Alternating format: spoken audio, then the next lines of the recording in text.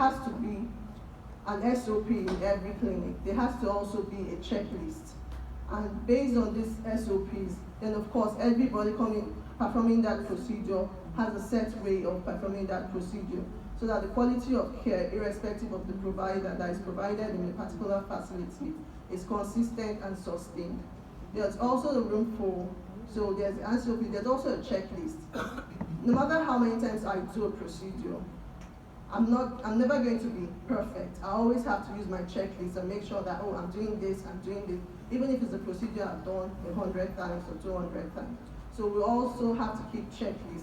And in terms of, say, the waste movement, everything in the clinic should have like a checklist. So the person that is cleaning has a particular checklist. You put this jig, you do this, so that at every point, everything that happens within the facility is consistent, irrespective of the provider. And when we have staff turnover, we can also, these standards can move easily from one person to another.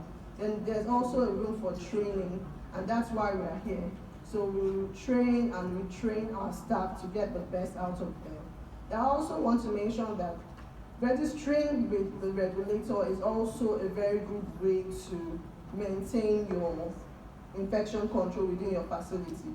If we ever took time, maybe we didn't contract it out, and we ever took time to see the process of coming on board as an accredited facility with HEFAMAA, you would know that the process is in such a way that you have to get to the Ministry of Health. There has to be the fumigation and the contamination of your facility. And then, of course, you're registered with LOMA for waste disposal.